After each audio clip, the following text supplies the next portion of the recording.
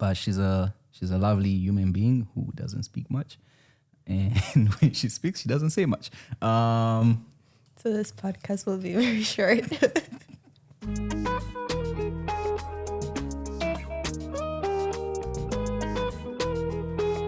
All right, guys, welcome to the podcast. Today I'm joined by, she's an actress, wannabe singer, marketer. She used to be a track athlete who quit for some reason, but she has the dream of beating me in the 200 meters because she thinks she can run faster than me, but okay, we'll see. The day that I met her, she didn't even want to talk to me, people. Yeah, she says she speaks to everybody, but she didn't want to talk to me. I remember it specifically. She would run away when I'll say hello. Anyway, this will be edited out. That is my introduction of you. Now do some introduction better than mine. Okay. My name is Diana Zame, and I moved here 2.5 years ago for an acting program. I was living in Edmonton before, and there I was working in marketing. That's what I studied initially, what I planned, what I thought was going to be like my main career for a long time. But during pandemic, when everyone had that existential time of, just too much time to think, I was part of that, and of that group of people making big life changes. My big life change was, as I said, to come here, start an acting program, and besides acting, I'm also passionate about fitness, health in general. Nutrition. I love to run, calisthenics. What else? Food. I used to consider myself a foodie, but now I think I'm more just like nutritious meals, and I feel sometimes I enjoy more the making process than actually eating a lot of times. And culture, something I like but can't say. Culture is a big thing. Like in Canada, one of the reasons I decided to move, besides the snow, was the culture. Because when I did an exchange, I saw just like how much people from everywhere there was here, even more than the U.S. because I lived there when I was little, and here it was just so surprising, like a great surprise to learn about that. And is that 2 minutes? Is that enough? Is it? Yep. What she said. That's what's up. All right. How you doing today? I'm doing good. No, I'm doing great. Yeah. Yeah. Besides not having a phone, and just besides that, even with that way I got to focus more here. Didn't even notice that how long the setup took. So I was more calm, not getting stressed, and first time I'm on any podcast, so let's see how this goes. We'll see how it goes. You want to tell the people what happened to your phone? No? Top secret. All right. She was fighting with a bear, but and that's a story for another day. Had to use it as protection. Yeah, that's a story for another day. First question of the day: why acting? What got you into acting? Why acting? I got into acting because of awesome movies where people were spies, and I thought I wanted to be a spy.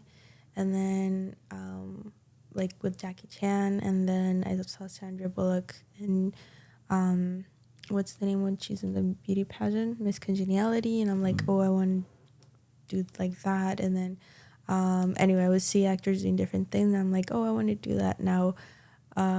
And then, like, I realized that what I actually wanted was like to do all those different roles, and I just liked everything. But then when I told my mom, like, she didn't seem very excited about it, which I don't blame her. Like, I get why you would fear your kid wanting to pursue that path. So I'm like, oh no, that's not going to be an option. And I'm sure like everyone wants to be an actor, but it's just like for the people, like I thought in my head at that time that it was like the kids that are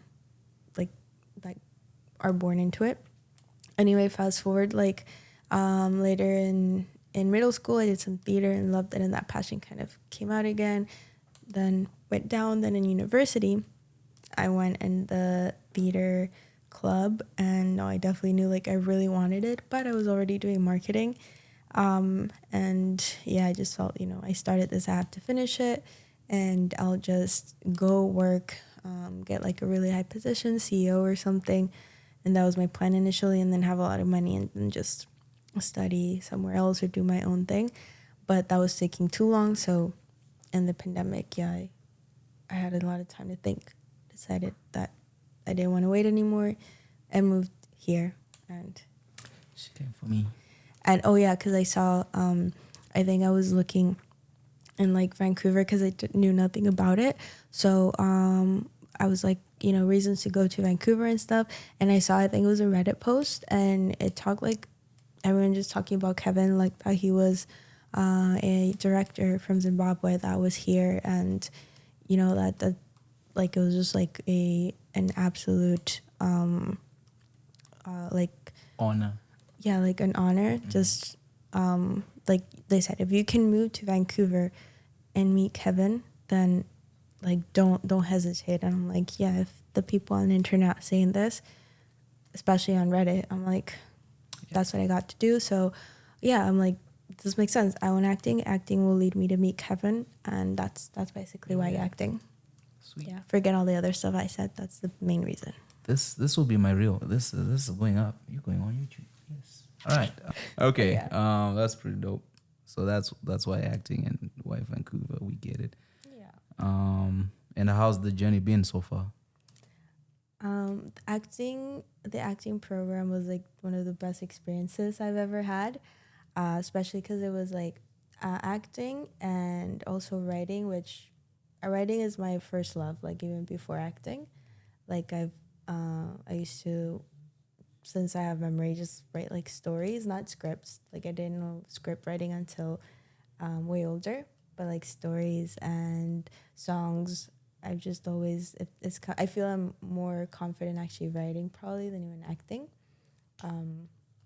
And then also I love the program because I discovered more about what voice acting is. I didn't really know that world very well, and yeah, I also became like passionate about that. So that part was just more than I expected, like the program itself.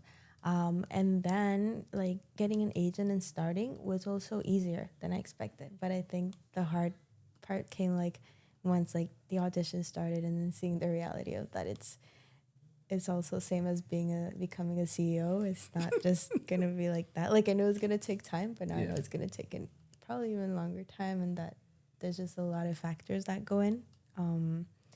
That definitely patience, and that I have to find other ways to sustain life here in Vancouver because it's a very cheap city. So that part has probably been the only challenges. Basically what almost every other actor goes through here, just realizing that it's gonna take a while. It's gonna take a while, and it's gonna be rough. I heard one lady, she was like, for an actor or an actress, I don't know how you call these people, for every working one, they do 64 auditions to get one job. For every working one. Every working actor. So I was like, damn. Yeah, Goddamn. I haven't. Also, I've been like taking a lot of pauses because I've gone a lot to Colombia for extended periods of time, and right now I'm actually on a pause from auditioning. So I also need to get more consistent with it. I haven't been tracking like how many it takes to get a booking, but the friends I have in a while, they've said like around 50, but I guess 50. like per 50 auditions for a booking, but maybe it can be more or less for some. Yeah. And that I heard that there's a girl who was like, I'm an actor, of course I'm a server. So how do you balance surviving and the career? Oh yeah, it's funny because I actually like, not as in, oh, it's my dream to be a server for the rest of my life, but it is something I'd always wanted to try, serving. I didn't think it was gonna become like a necessity, like not just that I wanted to, like I was gonna have to. About I don't know how I can answer how I've balanced. I feel so far I'm still trying to figure it out. That's why I'm taking a long pause from auditioning, because I guess I'm not balancing it very well. But serving is one of the best options to be able to have like a flexible schedule that you can still make a decent income from. especially from the tips. And I've heard multiple times that some servers like make even more than doctors here. Probably not at the restaurants I've worked at, but I do know other friends at certain restaurants that like they mentioned like $800 to $1,000 tips per night. So definitely that, yeah.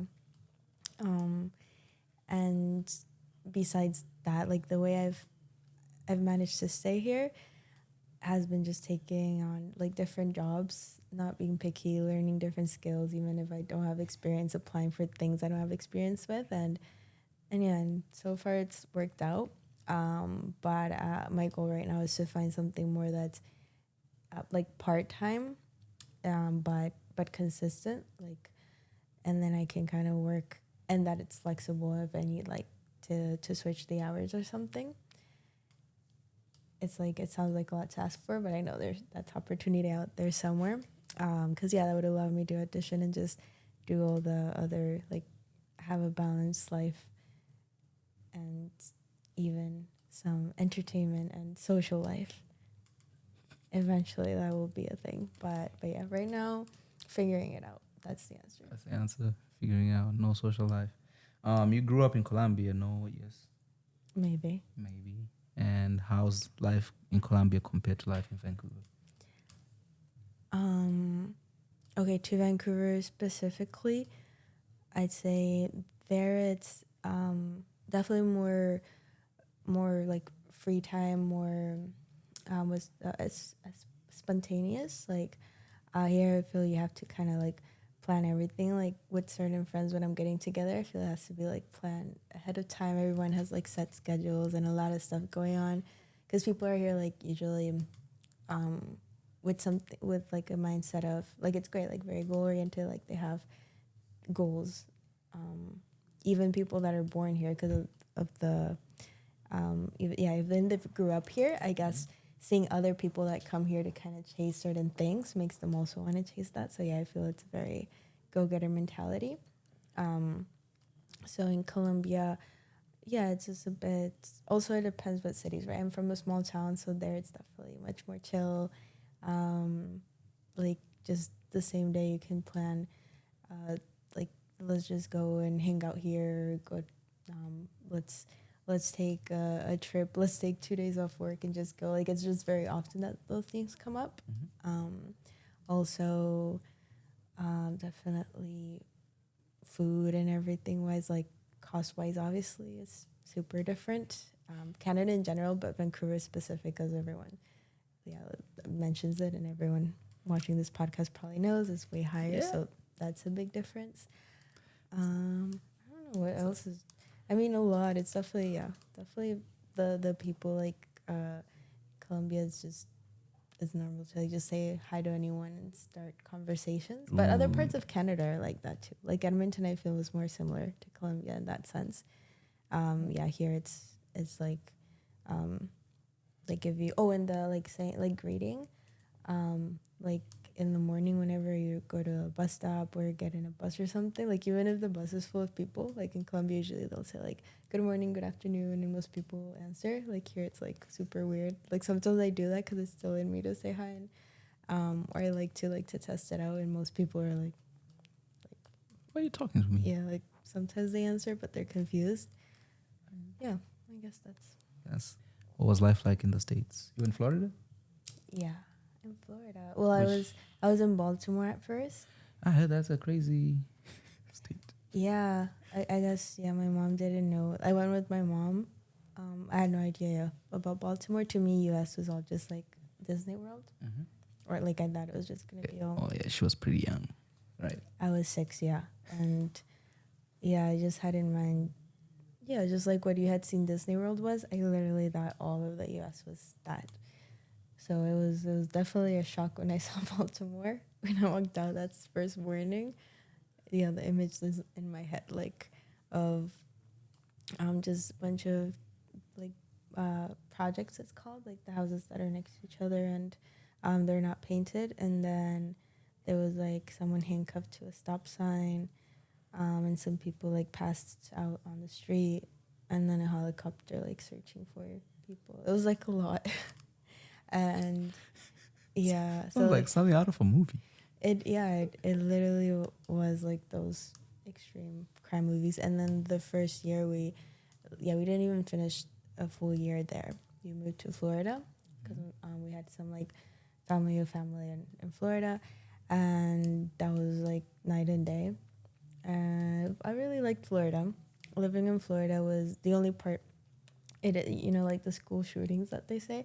I think it has to do because the bullying there is like intense. Like there's a very strong bullying culture, which since I didn't know English, I was definitely bullied a lot for that initially, and then I was also very much a teacher's pet. So that was the only not fun part. But besides that, like at my mom's company, the places she worked, like cleaning buildings, the people I remember were so nice. Even one of the people there became like my godfather. They would give us gifts. It was like the church. Everything else was like super welcoming. It was just, I mean, kids can be cruel. That was the only part. But yeah, overall, Florida, I just have a lot of good memories. And Well, our next movie, we're gonna do it in Africa and Zimbabwe. in Zimbabwe, okay. Yeah, I thought we were doing experience. it in Colombia. Oh, we have a lot. It's not like we're doing one. Okay. We'll do it. We'll spend 3 months in Zimbabwe and then shoot. Actually, I've already been to Colombia, so yeah, let's go to Zimbabwe. Let's go to Zimbabwe. Yeah. Yeah, you will realize life is smooth. It's smooth there. So smooth. There's a saying: "There's no rush in Africa." Really? Okay. We don't rush. I like that.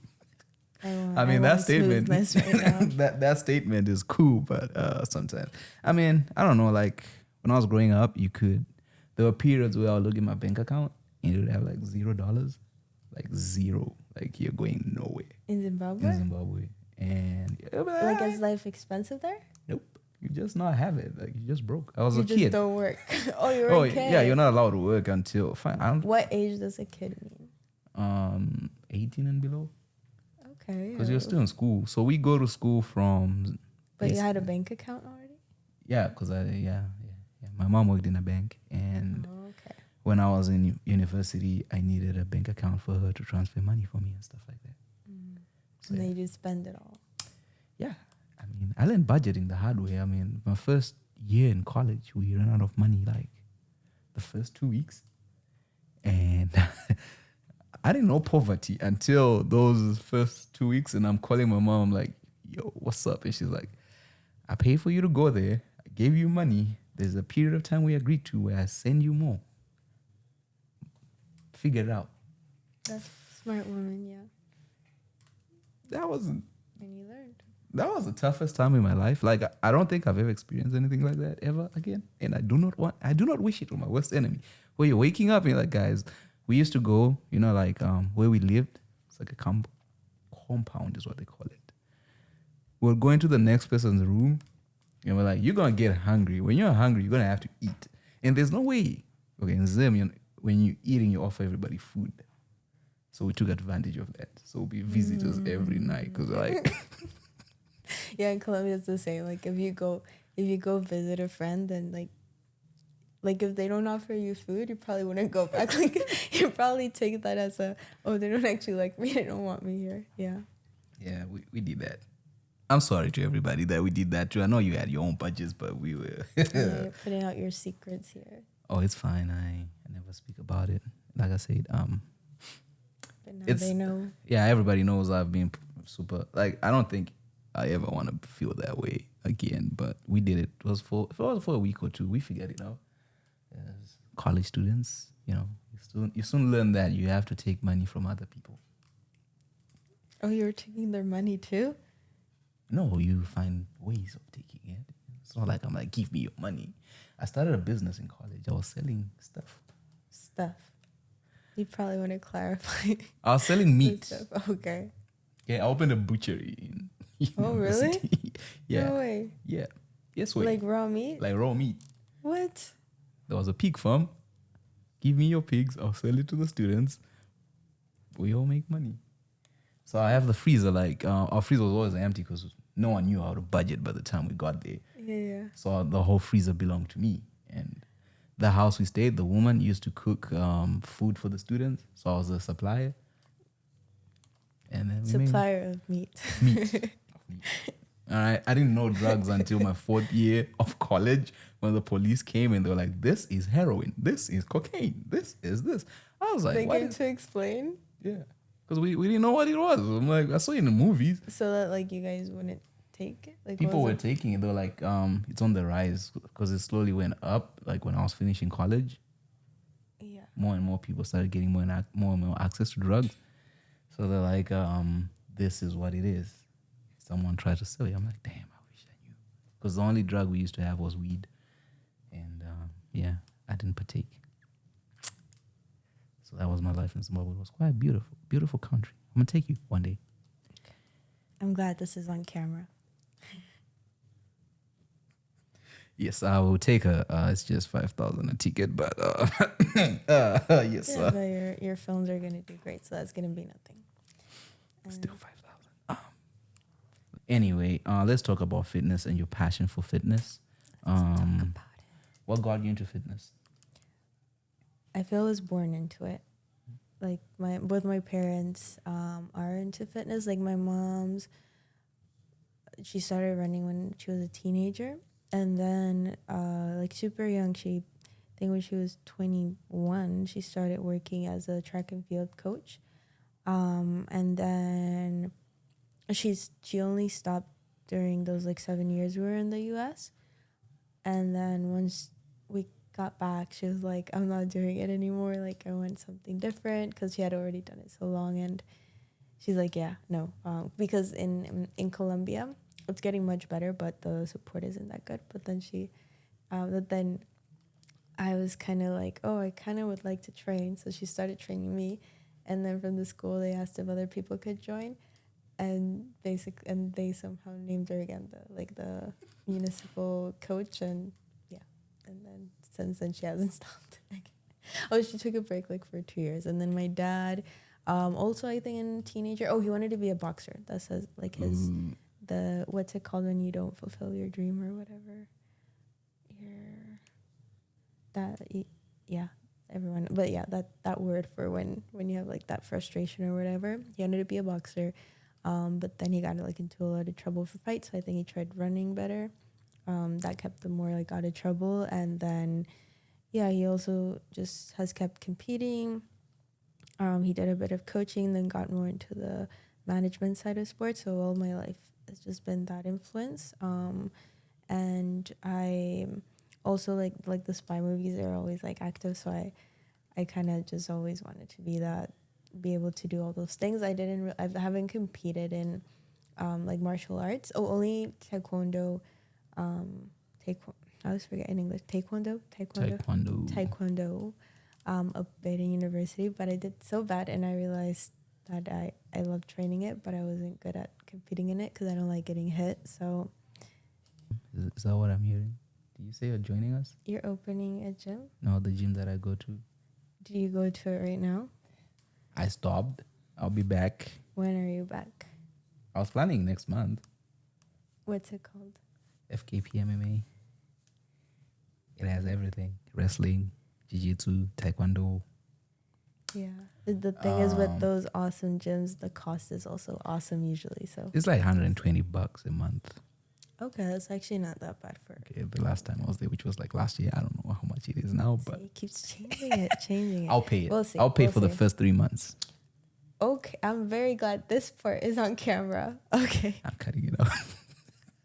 Yeah, I will be joining then since I'm getting paid 3 months. See?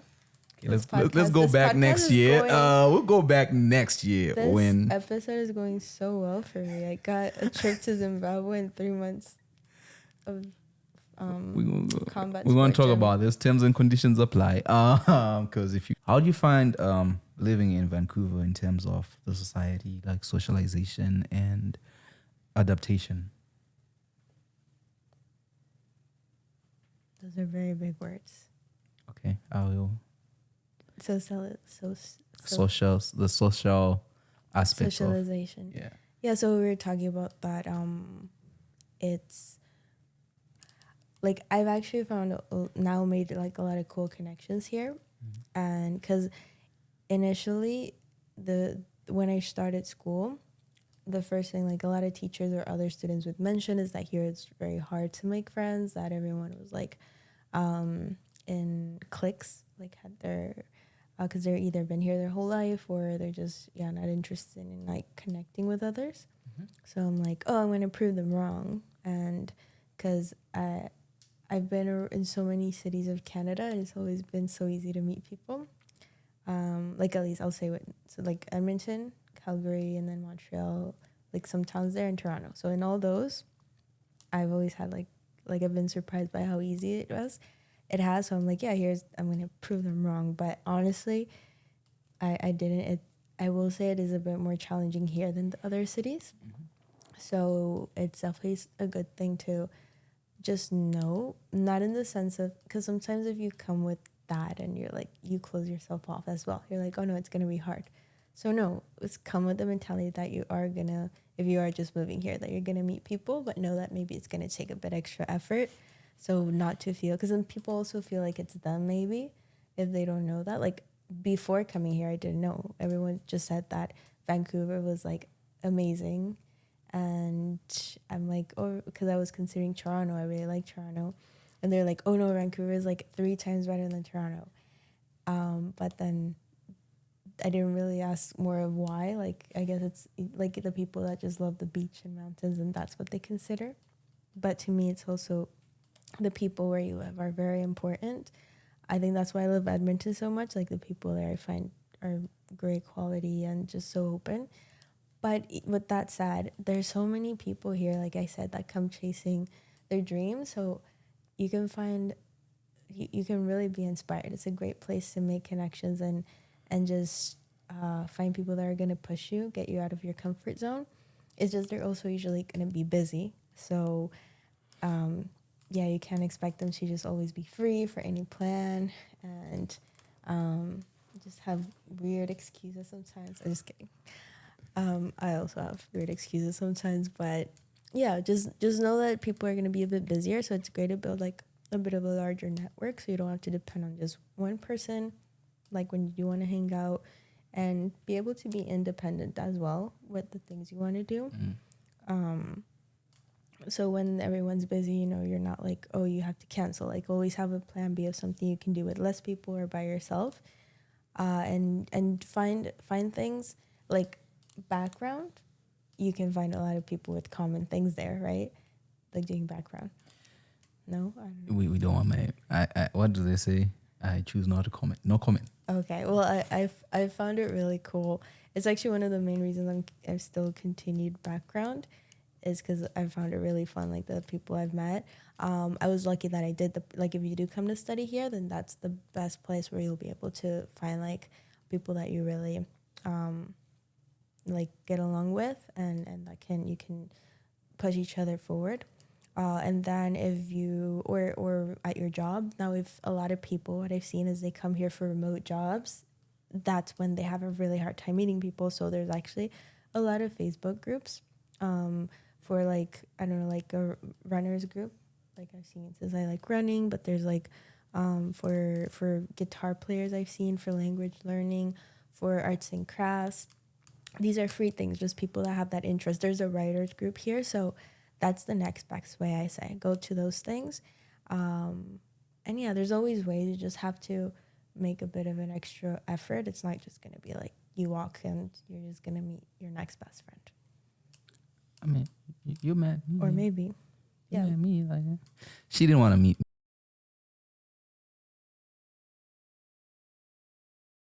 First question. For what in your life do you feel most grateful? Honestly, yeah, first thing that came to my head, my parents, hands down. That's what I feel most grateful for. Respect. Shout out to the parents, man. If you could change anything about the way you were raised, what would it be?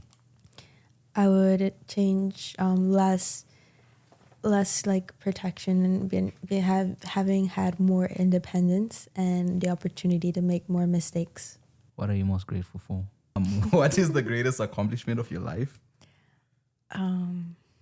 Nothing. To date. Actually, I think even if it's cliche, I think the decision to like come here and just that risk because like coming to Canada was a risk, but I had like the job. But coming to Vancouver, it was very like, yeah, I'm doing this. Left my job and yeah, and pursuing what because I did this 100% for me. So I think it's the first time I do something, 100% for me. Biggest accomplishment. All right. We respect that. My favorite question. What do you value most in a friendship? Yes. What I value the most is actually directness, especially because I feel I lack that a lot sometimes, or I'm scared to like hurt someone's feeling. I love it when someone is very direct and tells me like what they're feeling, what I can improve. I value that the most.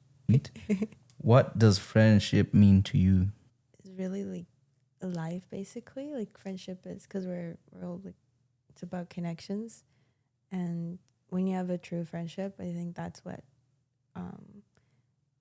just kind of makes your life flourish and just like brings joy to your life. So friendship is joy. I'm gonna stick She's with making that. shit up. This is not the true answer. This is so made up, but yeah, I'm gonna dig in. I'm gonna come back. I can make. I'm gonna come back with an answer, people. All right, we'll move on. What's something people seem to misunderstand about you?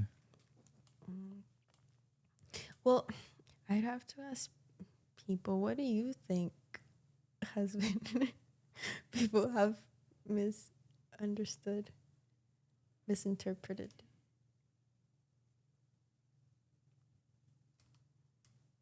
I don't know. Well, most people have spoken to me is they hold you in high regards from the conversations that I've heard about you.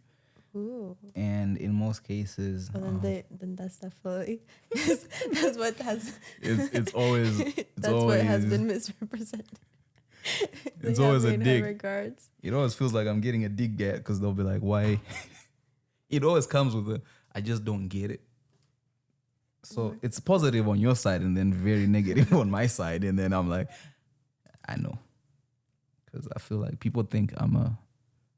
It's not about me; it's about her. But they hold you in high regards. Like you're very, I think, calm. You're very calm. You're very. Which is only on the outside, by the way. Oh, that's the thing. Yep.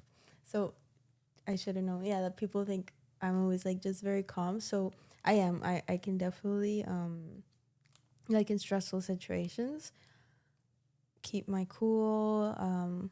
Like even if I want to say something, yeah, I'm good at controlling that part. Sometimes my face though I'm not as good. Like sometimes my face does express what I feel, but at least word wise and action wise. But then because of that, people think that in general in my life I have like a lot of control and just super like don't get stressed and stuff. That's not true. Like I am a big overthinker and my mind's like definitely, yeah, you don't want to know. But yeah, that's the thing I got. What is your biggest failure and what did you learn from it? Very quickly, so this makes more sense. So I went to get the work permit extension, and you'd think that immigration is like some, I mean, it is something strict, and they have their own thing, and they're all like authoritative, and yeah, they have a lot of power. And should I be saying this before getting my citizenship? No, they won't give me citizenship. I'll cut it out. Okay. So I mean, if it gets you in trouble, I have to cut it out. But no. Like I basically went and they told me no, that I couldn't get like the extension. So I basically, that literally meant because my permit was expiring like in 2 weeks, so I basically would have to leave Canada, and like all the work I had done up to that day like just lost. So it felt like the biggest failure ever because it's so many people. Literally that was not like a me thing. It was like, so my roommates, my landlord freaking drove a bunch of hours with me, stayed overnight like at another city to take me there. My work, like the CEO, the manager, like it was just so many people to get me to that point. So when I got that no, immediately I felt that pressure that I couldn't take that no. So I went again, and each time, just for those of you who don't know, like when you go get the extension thing in person, it's like right at the border, and then you do like this whole process that takes like two to 3 hours. So basically, when I said I want a reconsideration, I had to do that again. And second time again, no. But I still felt that pressure.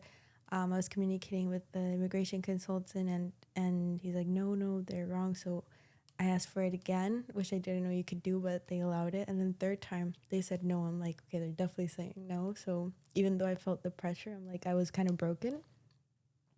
And then, and yeah, I just like went quickly so the officer wouldn't see me cry. And then, yeah, I was just broken. I was done. And then I guess the biggest lesson I learned is because I did fail there. I like gave up. But then my landlord, my ex-landlord, like my friend, I should just call him my friend now. He was, he didn't let me because he was the one also driving. I would, if I had been driving, I would have drove away. He wouldn't start the car. He's like, no, we're not leaving like without it. And then I was super scared to go in. I'm like, they're gonna arrest me for asking for this again. Like I wasn't sure if I could, but I did the whole process, asked, and then again, like 2-3 more hours waiting. And then they actually said yes after the fourth time. He didn't even say yes or congratulations. He was just like, go pay over there.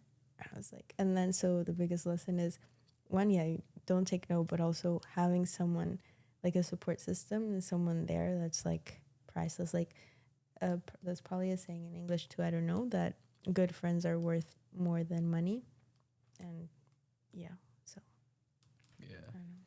All right. Got deep on that one, but yeah. Yeah, you went in. I'm not cutting that out. It's gonna be in. All right, for the people. Don't give up. What advice would you give someone wanting to pursue a career similar to yours? Okay. Well, first that that whole I heard something before I started that said if you could do anything else, then do that something else. Don't do acting because it's so rough. Honestly, I don't agree with that at all. What I do think though is that it is smart not to have this as your only thing. Like definitely, if you already studied something else in university, then don't leave that. Like keep it part-time, freelance with it. And if you don't have something different yet, like you're just now starting and you get to study acting, kind of do a course on the side. Like just develop some other skill because anything in film, especially being an actor, is definitely something inconsistent. I'm sure anyone that like researchers will see like the stats, how even working actors are still, most are not like getting a livable wage and stuff. So in order for you to be able to continue that passion, then just have something. If you already have something, keep it. If you don't, start developing something to have to the side. And that's financially, right? And then also passion wise, yeah, this is your passion, but have some other hobby. Like don't make all your friends, all your like excitement and activities around acting or film. Like get in a sport and some kind of art, music, just something else, so you can, yeah, for mental sanity. And again, so you don't get like burnt out from this and can continue it in the long term. And then at least from my experience, I know some actors I've met say they don't really believe in classes or learning from another actor. Personally, I felt it has helped me a lot. Every time I go to a new teacher or repeat with a teacher, I learn something, like obviously more with some than others because you're going to click more with some. But for me, I think classes, if you can do the whole program, if not like courses, I think it is a good thing. Yeah, and I thought like working with your favorite director is always a good. Oh, actually, yeah. And then adding to that, if you can get on one of Kevin's films, then no, but in general, any like indie short film, like just finding, yeah, no, because I also know some actors that are starting out, but they're like, oh, they're just auditioning, and they're like, no, I shouldn't do free work because it's also a job. But if you think a lot of jobs, actually, even marketing, like most of my friends when they did their internship, I remember at least half were working for free and for like big companies because they're like, oh, you'll have it on your resume. So it's even those jobs work for free. So And this is a very the word collaborative kind of industry. So yeah, like especially if everyone's new and starting out, it's just a way of support, mutually learning, and yeah, and if you can find amazing directors, then even better. Amazing. Like me. I'm cutting that out. Okay, so one battery is about to run out. I told you I talk too much when I'm nervous. Other than myself, describe a person you admire who has influenced you a great deal. Are you laughing? Kayla Cole, I think, is one of the people that have really influenced and inspired me. Why? Because she started like from having no other like people in her close circle that were in like the arts or the film industry. So I always admire that when someone just goes for it. She also was very aware that there weren't a lot of roles for people that looked like her, and instead of being like a victim, she was like, okay, I'll write my own thing then, and it became like a hit, and then she owned it, and she just opened up a space for so many other actors that also want that and don't maybe have a place or clear roles for them. Also because she's one of the most vulnerable actors I know and most well prepared, like just breaking really barriers and just so authentic, like not going with any basically because I've seen how she puts the art first, and even first as in even if she could have gotten a better deal with something else, she's preferred to stay with what was her initial intention. But even with that huge like decision, which a lot of times people say no, you kind of have to sell out a bit to get somewhere here. No, even though she didn't, she's like gotten so far. And yeah, her, if you don't know her, she's in Chewing Gum, I May Destroy You, and at Black Mirror. She was on the Star Trek kind of thing, Star Trek, Star Wars. I don't know much about Star Trek, but yeah, that one. And yeah, she's awesome. All right. What's the difference between being happy and being content, in your opinion? Well, I might be wrong again because English, but for me, content, like just contenta, it sounds like what's the thing? When you're like just are accepting like what is, and like okay, like I'm content with this, but happiness is more that state of like just pure enjoyment of the moment, like when we are chasing a bit, we're not chasing necessarily, but yeah, just finding new ways, not just staying with what is, but you're looking for your happiness. That, I don't know, I feel I said nothing, but that's my answer. What did you say happiness was? Happiness was when you're like enjoying the moment fully, like looking either searching, as a chasing, but I feel that word isn't good to use there, more like searching for that thing that truly brings like light to your soul, like that's happiness, like really just you feel the happiness and it lights you up. Whether content, you just kind of accept with it what is at the moment and are okay with it. You're wrong, but Sí, señorita. What things get better as you age? What things get better as you age? I do.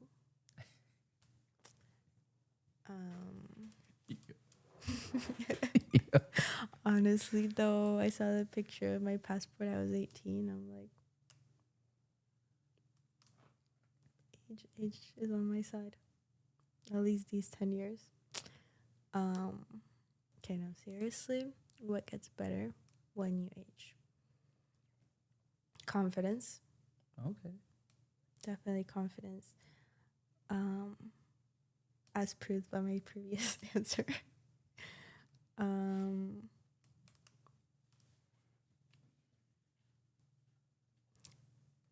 So some would say like that doesn't sound intuitive, but I think actually like fitness wise, like at least certain moves, like if you're just saying, because my parents work in, like I said, track and like still compete, and I see people like 70, 80 when they've done it all their life. Sure, you don't have the same like maybe crazy reaction, but certain like moves and just physical well-being, since it's so natural and so many years of practice, I feel to a certain degree it does get better.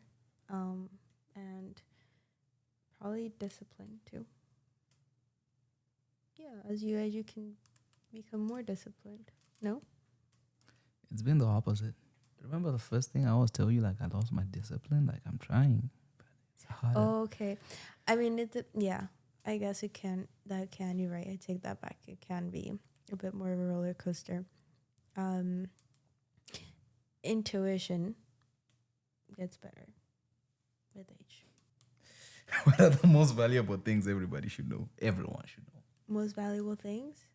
Give me a number, because then that'll go on forever. Give me 3. Just 3 of the most valuable things. Live, laugh, love. Okay.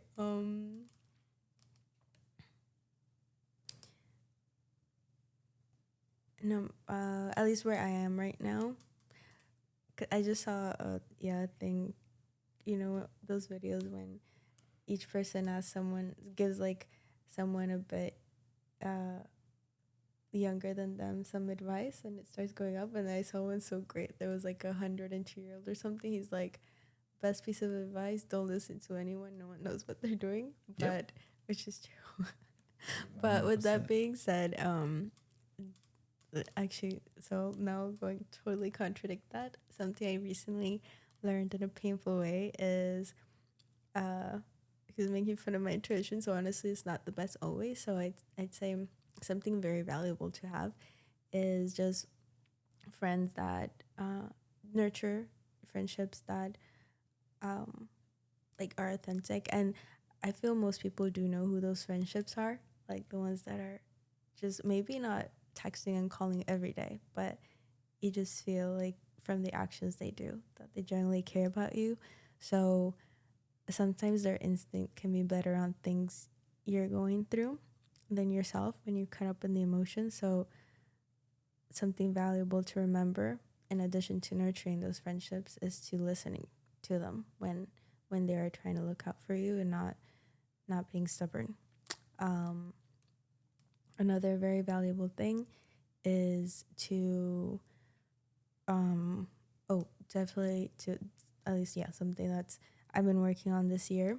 I think I've gotten better at is just not being scared of disappointing people and knowing they're gonna be mad. Like it's just unavoidable. So the sooner you accept that, sometimes it's just as long as you're not doing it on purpose, but just not having that fear. Not everyone has it, but I know a lot of people are conflict avoidant and limit themselves because of that fear of upsetting. Like, it's going to happen even if you don't want to. Like, people are going to get upset. That's something very valuable to know. And third, I'd say I think it's very important to, whether, like, you are religious, you're not religious, but to have some connection to spirituality, like to yourself. Because there's so much like weird, terrible thing. There's a lot of amazing things. I'd say more make good in this world than bad, but there's another saying like bad always screams louder than good. So it is like the bad things are more noticeable. Sometimes like you can have a great day and then one bad thing happens and it kind of ruins your mood.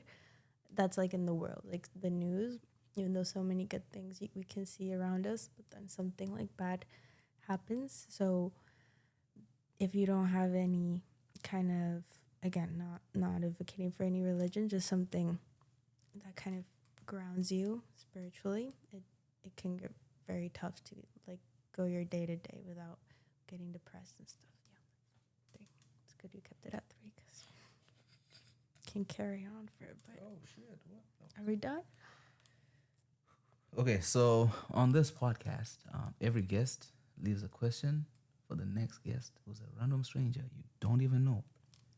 When you die, what do you want your friends and family to say about you, and what are you doing about that right now?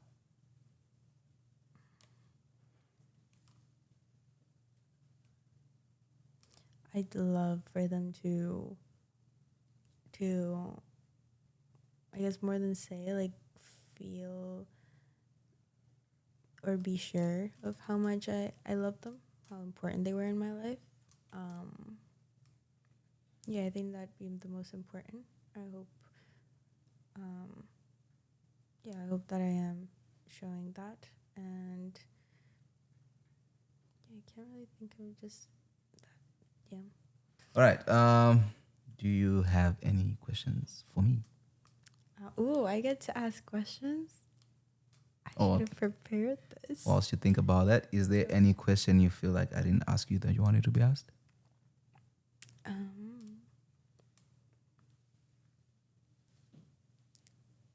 Yeah, maybe what, because I do love acting. I don't know how that question would be. Like, what drives me or has kept me going when things have gotten hard here. Okay. There's What one drives thing. you? What drives you and what has kept you going with acting other than myself? Yeah. So other than the feature and all the shorts we've done, I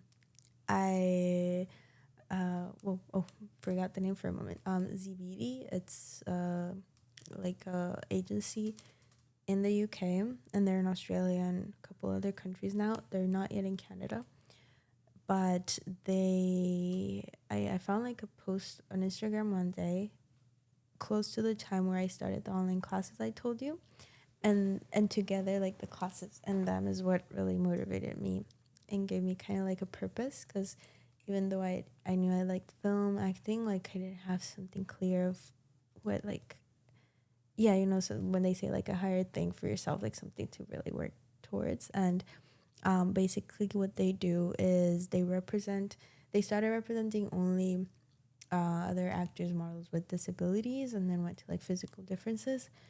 And I went on their page and was just like in awe, like, of the beauty of their models and actors, like, because all like all humans, the sound cliche is we all are beautiful. Like, we all have, like, a teacher said once, and something so true, that we are interesting, like, just being like, you consider human being there on stage, like, and you could like stare at him for so long. Like, we're complex and interesting.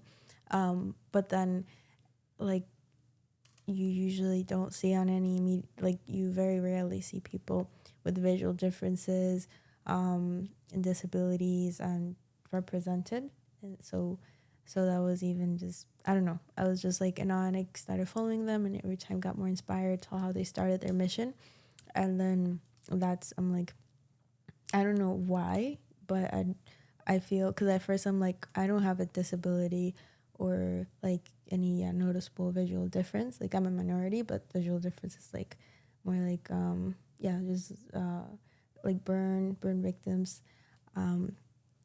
things like that. So I'm like, but I don't care if I may be not part of that community, but something just calls me about it. So that's like my goal with acting, once I get to a position that I can create content and advertising that uses that is mostly based on other models, actors that have visual differences and disabilities. That's like one of the big things that moves me. And also in Colombia, just, I think I told you about this. I didn't. Yeah, no, she's airing out all our conversations. Had I not told you about that part? You told me about Colombia. No, did you think about questions for me? Nothing. I was talking. I can't. All right, I can't multitask. I will start. I do have a comment I want to make, but I can add that into a question. I do have a question. Do you want to say something else besides that before I ask my question? Well, I was gonna start just talking to the people as you think of questions, but if you have something to say. Yeah.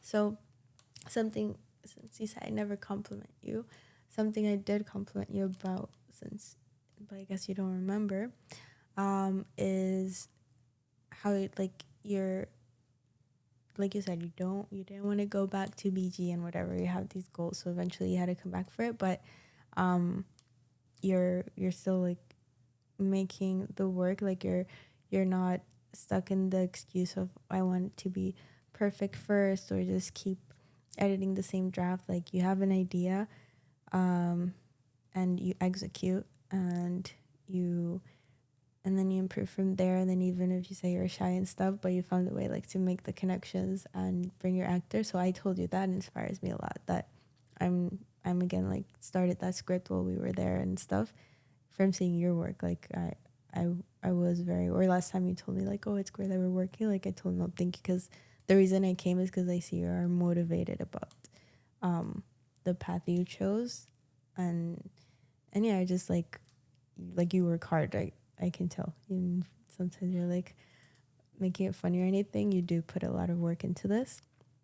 So my question is there like also, besides it being your passion, like someone specifically that inspired you, or something that also keeps you going? Like what is it for you that you'd say, like, what makes all this hard work and all these sacrifices, what makes you do all that? Okay. Yeah. Whew. Okay. I do not cry. Actually. What I was gonna say was what inspires me or someone. Okay, so this telling you, this whole journey, it began as a protest for me in a way, because when I watched Black Panther 1, I felt like just being an African, Africa wasn't really represented, Okay.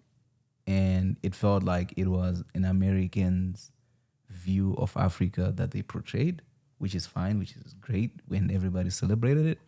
But for me, when I saw one guy whom I grew up watching, but when he was acting, he had to act with an accent, like an African accent, and I realized, in a way, like it felt as if Americans view Africans as dumb people, like, or not dumb, but like less than. And growing up where I grew up, we never had that point of view. Like we thought you can be anything, you can do whatever you want. And I knew that at a certain point someone has to do something. And a lot of Africans that move out and come out here, they come seeking opportunity to do something and end up being workers. So like a lot of times when you hear immigrants go back to your house, whatever nonsense, it's because people feel like we come and take what's theirs.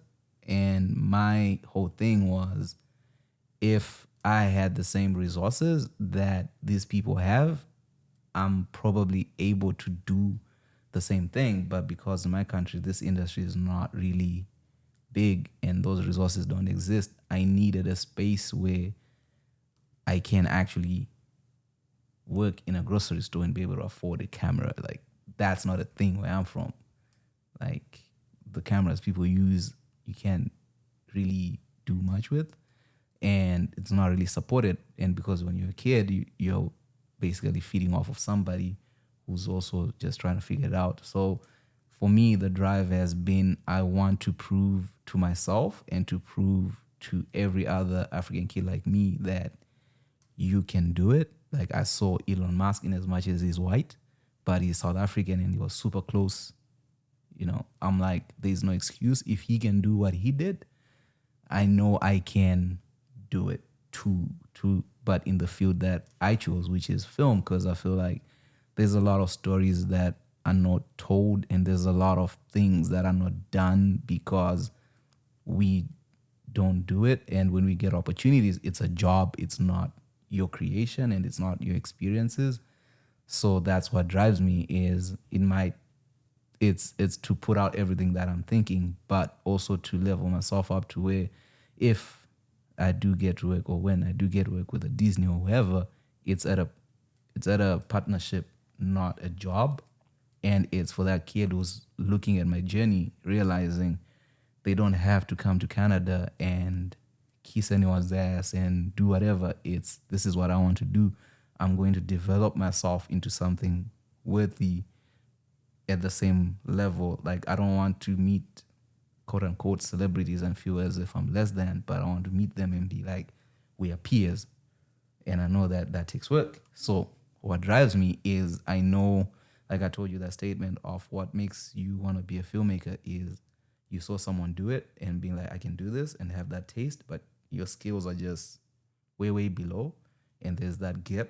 And right now, like in as much as I say it's financing, it's not. It's if you gave me the same stuff that these people use, probably won't be there because I just don't know how to articulate my vision. And why we do a lot of short films is it's one thing to write it, it's another thing to have you as an actor to learn how to speak to you and to have you perform in a way that I would visualize that thing, and also to learn the collaboration of it and guide those performances, because sometimes you can have a script and it goes left.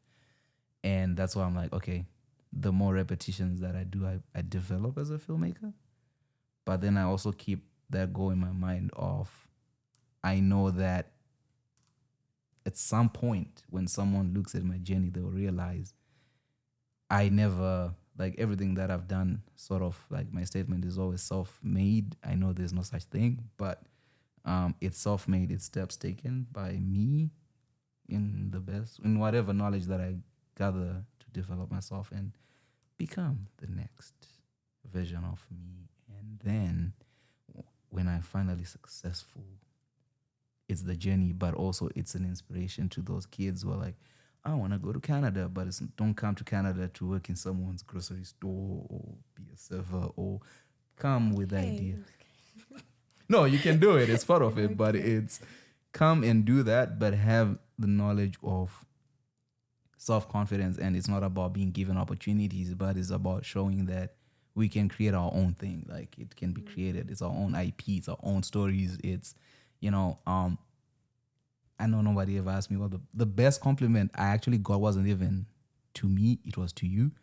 When someone sat next to you and was like, you look so natural in front of the camera.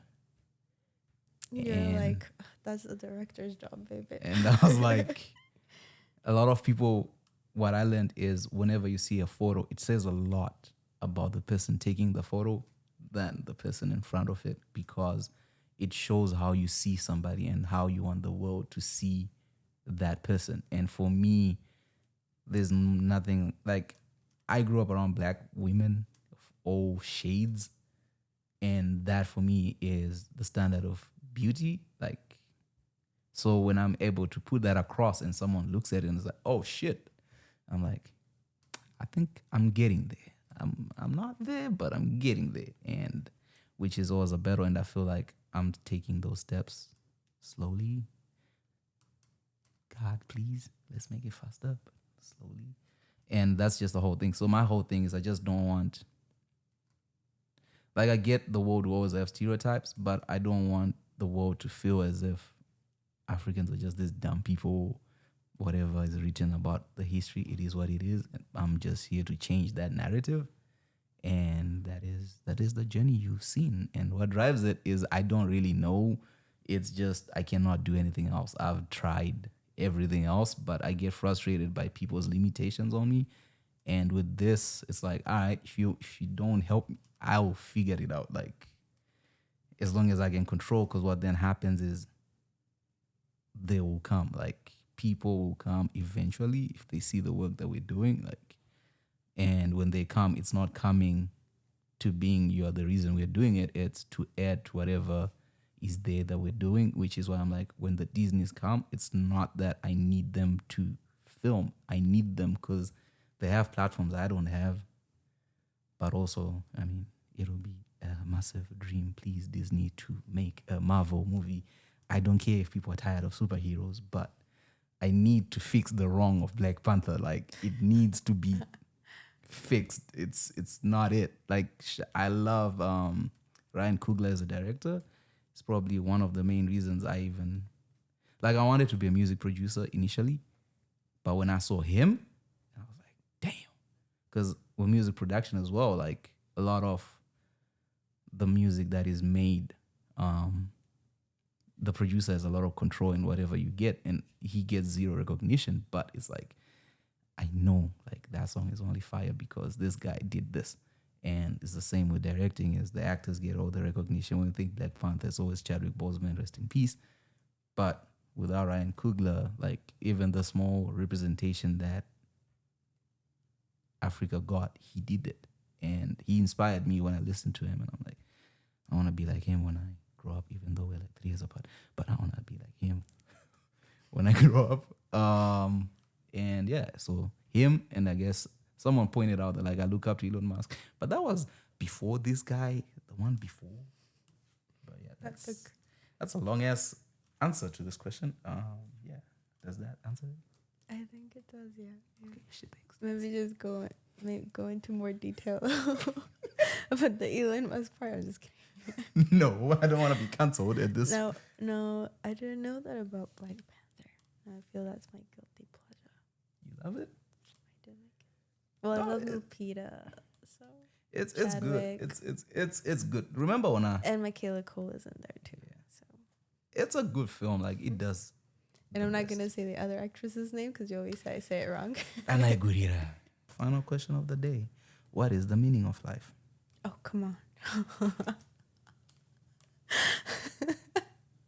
Full circle. It's 7. Okay. It's 7 p.m. No, I said he's 7. Oh, what is the meaning of life? Mm-hmm. I'm just gonna say this. I think the meaning of life is finding a way to be getting like a great balance basically between being kind to yourself, to your needs, and then also authentically grateful for like your life, waking up, breathing, and then everyone around you, like that makes part of your life. Why I say balance, because like when you're kind, sometimes, as I mentioned before, you are going to have to disappoint, people are going to get upset, but then finding the balance between that and also making them feel valued and loved when the moment is right for that, and finding a way in that gratefulness to even be grateful for the bad as well, because that's what eventually allows you to identify the good times. I think that's the meaning of life, and in addition to having that thing that just makes your soul move and happy, like for us, like film world and fitness, just having clarity on what authentically for you makes you happy, and every time getting closer to that and farther away from the things that the external things that were more imposed and that you thought is what you needed or wanted. So that's the meaning, getting away from those things that aren't authentically you and closer to the sun. Okay. In conclusion, thank you for showing up. I had fun talking to you. También aprendí mucho. This is my first time I'm guest at a podcast. Yeah, she'll be back. And then Kevin and Diana cooking is coming up. Yeah, so leave in the comments what you want us to cook. Yeah, we just have to work on the kitchen and the stuff. She has to eat it. Right? She's a picky eater, so I'll eat everything we make. We'll do one healthy stuff and some sugar. Unhealthy stuff and some sugar. They're going to decide. They'll leave in the comments. Sweet. Any final words for the people? Well, if you got this far of all my existential answers, thank you so much for being here. If anyone's in acting or filmmaking, yeah, just so exciting that you're watching this. Hope you got some kind of motivation, and check out all the other videos, especially one on Zame I haven't seen yet, and then one today about the 8 lessons, was it? Yes. That he has learned from I haven't seen it, and he was nervous for some reason for me listening to it, so definitely go see that one. But yeah, just thank you to you. Gracias a ti, Kevin, por permitirme estar acá. En serio, de corazón, gracias. Me divertí mucho. Y para los hispanohablantes que están viendo, si hay alguien por ahí, También, muchas gracias por ver. Un besote. Para todos, un besote. Thank you, people, for hanging out with us. I appreciate you all. This was a beautiful conversation, and we'll have more soon to come. We're gonna go have booster juice and I'm gonna beat go him win in 200. 200. There'll be nobody to record it, but if I win, you'll see the footage. If I don't, You'll see it on my Instagram. yeah, about that. All right, people. It's been nice. Peace out. Ciao. Oh shit! You have to leave a question for the next guest. Oh, do I have to leave it like on here or okay? My question for the next guest is, wait, something fun. Okay, if you won $5 Friday. Oh no, because not everyone does background. If you won, give me any quantity, a large quantity, please. $10,000. If you won $10,000 today, we're handed $10,000. How would you spend it? See? All right. Appreciate you. Goodbye. We'll see you when I make another one.